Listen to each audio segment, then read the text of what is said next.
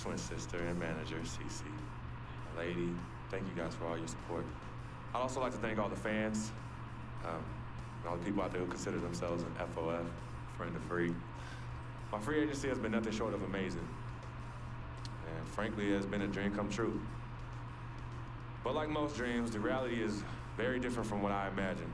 Though I wouldn't change a thing about this period and the time I spent in the NBA, I can honestly say that nothing has been more gratifying and more difficult than choosing where to play next year. I sought the wise counsel of my loved ones. Nothing puts me at ease more than knowing that regardless of my decision, you guys will be there for me no matter what. Now, there are so many wonderful teams in the league, each filled with stellar talent and all vying to be number one. For me, there's nothing more important than winning and surrounding myself with those who feel just as passionately about the game as I do and have an unrelenting desire to win a championship ring. That's what matters most to me. It is for this reason above all, I've decided to go to the Denver Nuggets.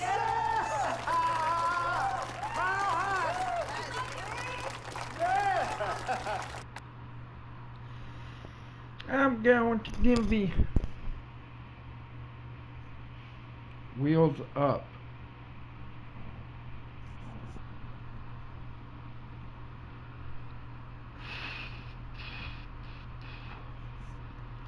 Talent they have on that team, they won a championship this year. You think so? And you know what that means? I'm gonna get cha-ching. I love it.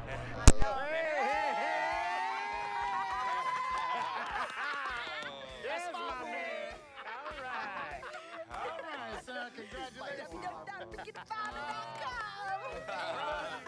been running. 3 letters. M-A-X, baby. Dom we trust, baby. Dom, we trust. Let me see this contract. Let me see this contract. I'll be right back. I gotta call finally. Yo, fool, where you been? I've been trying to call you. Mr. Freak, Yo, who's this? this is Officer Vasquez with the 9th Precinct. Officer Vasquez? What did Vic do now? Mr. Freak, there's been an accident. Look, we're gonna need you to come down to the following address as soon as possible. What kind of accident? Put Vic on the phone. I can't do that, sir. No, you're not hearing me. I want to talk to Vic. Look, sir, we need you to come down as soon as you can. No. Hey, listen. Put down the phone, and I don't want to hear it get picked up until Victor Van Leer's on the Give me phone. the phone. Put Vic on the phone. Mr. Freak, Mr. Van Leer was killed in a car accident. What's going on? Give me the phone. The car he was driving was registered to you. We were able to identify him from the Listen flyers to in me. his possession. Freak, I give don't me the want to phone. talk to you no more. Freak, give me the phone. Hi, excuse me. Hi. Yes. This is Cece. This is Freak's manager. Who am I speaking with? Hi, yes, look, we're gonna need somebody to come down and identify Mr. Van Leer.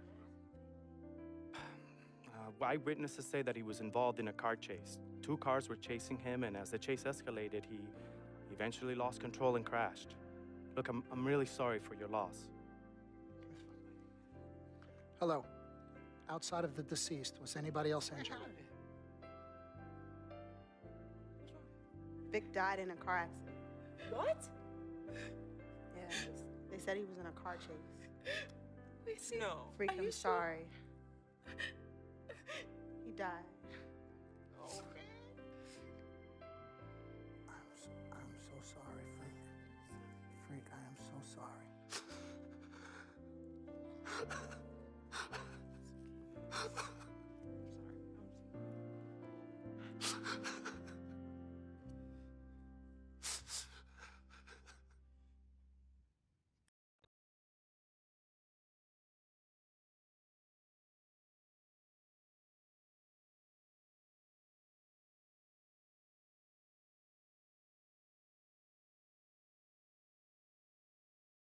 Sis, all started here. Yep, right here in the dome. Yeah, when I was all about living the dream. Yeah. Knowing A harsh reality trophy unlocked. As Daddy always says, all that glitters ain't gold. Yeah, I'm gonna miss my brother Vic, though. Deep down, he was a good person at heart, but he was never quite right. Something was always off with him, even when we were little growing up. Yeah, I know, but I loved him anyway. I knew he was trying to take advantage of our friendship, but I didn't care. We were boys, ride or die, you know that? Ride or die. Just hope Vic finally found peace and depth that he never found in life. Well, may he rest in power. When you really sit down and think about it, life is like the blink of an eye, and that's so quick. We spent a third sleeping in bed, a third trying to figure this thing called life out. Yo, by the time we think you got it all figured out, you only got a third of your life left. Yeah, life's a trip. Say that again. Life's a trip. 10 times 10. Well, honey. Hey, yo, shout out to my man Vic. Shout out to Vic. Come on, let's bounce. All right. Yeah, I'm about to wake up the projects like I used to. Better remember? not. You better not. We ain't kids no more. Cece? Cece. Hey. Why are you sneaking up on us? Man, we thought you two left town yesterday after the funeral. We decided to stay one more day. Oh, I'm so Hey. glad you did. I wish we had known you were coming. We would have made you something to eat. Yeah. Okay. What y'all doing? Yeah, chatting. Yeah, talking about yesterday's service. Oh, okay. How you holding up, son? You know what? I'm okay, Pops. But you know what? We love you two so much. And it's only now that I'm realizing how much you two sacrificed for Cece and myself. Hey, you know, Vic didn't really get to know his father growing up. And we were lucky to grow up in a household with two loving parents. And you know what's sad to say?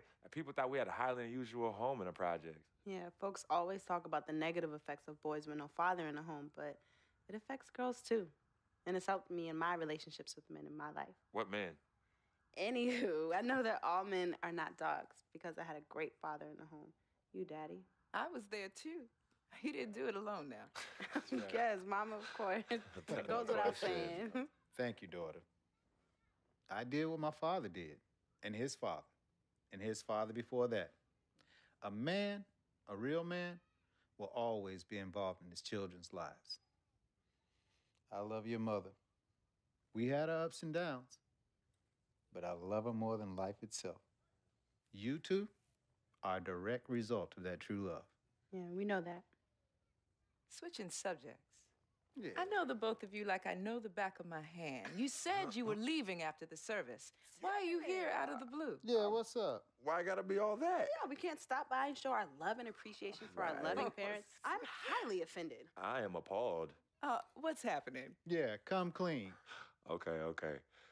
Me and Cece just want to give you a little present. Yeah, a small token, a small repayment for everything you've done for us. Yeah, all the sacrifices you've made. And we want nothing in return but your love and grandchildren. But get married first. Yeah, save your money. But Daddy, we really just But wanna Daddy, show you nothing. You heard your father. Well, maybe one day.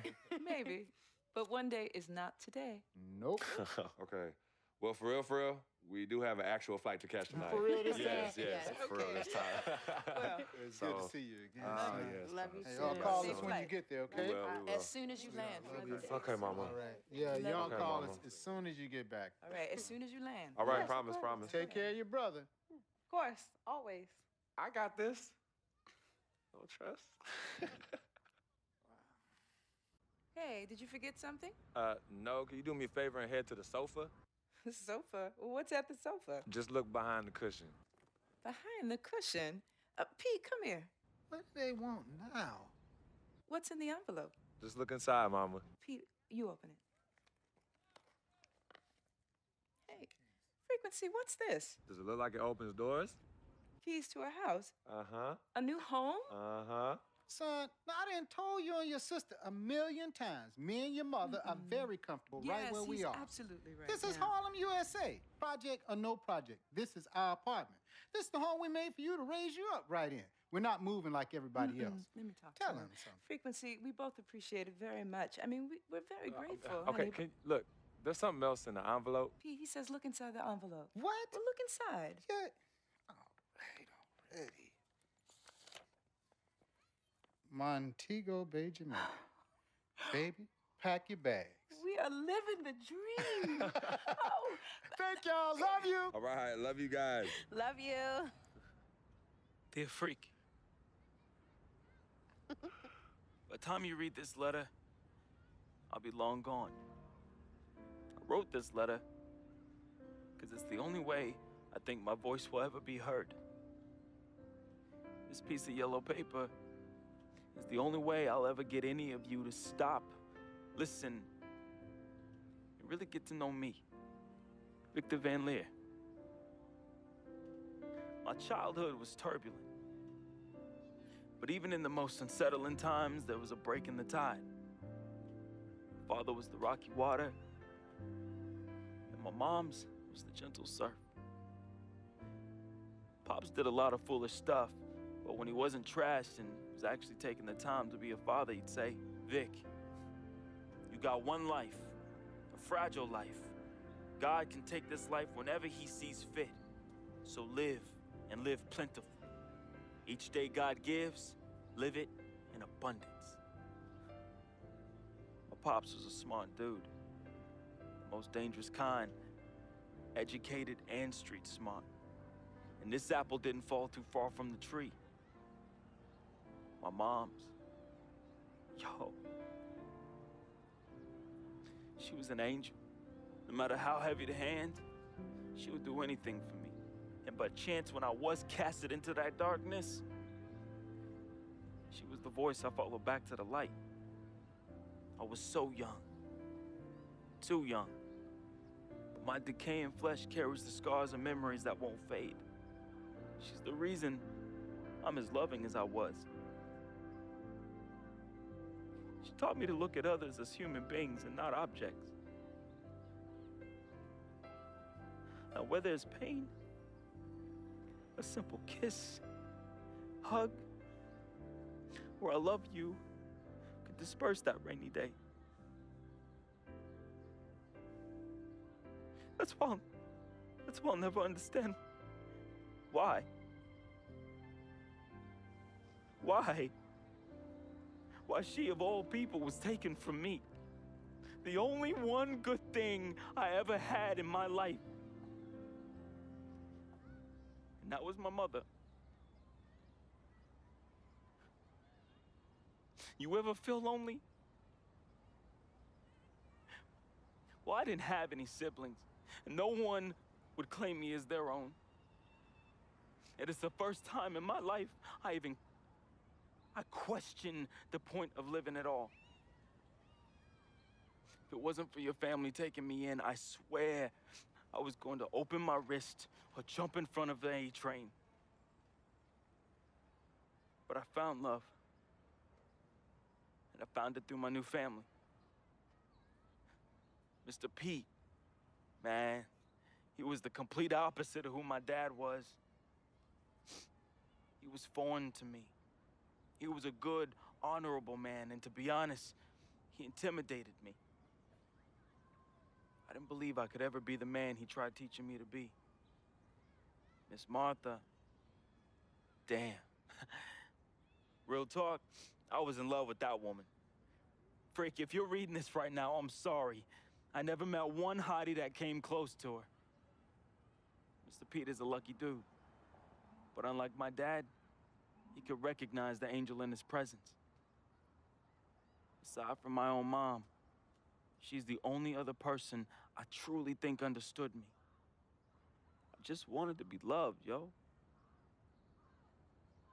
I just wanted to belong. CC, man, I've seen her make the hardest dudes break at the wrist. I've seen her turn coal into diamonds and then back into coal again, just by doing this intense stare she do. CC is no joke. I love her, though. We used to be close. And again, I'm sorry, freak, but when your sister get all mad and on one, damn, whew. CC, I love you more than you will ever know. I hope in my time past you can finally forgive me. Yvette is beautiful. A woman about success, work ethic, and never settling for less. Which, that's why I didn't stand a chance. Freak was king, and me, a big, fat zero. She was cool, though. Chill. And when she wasn't being all uptight, that girl was mad funny. I could see why you fell in love with her. She could make any man better. She was exactly what I wanted, and definitely what you needed. Frequency vibrations, my boy, my blood. I'm sorry I couldn't be as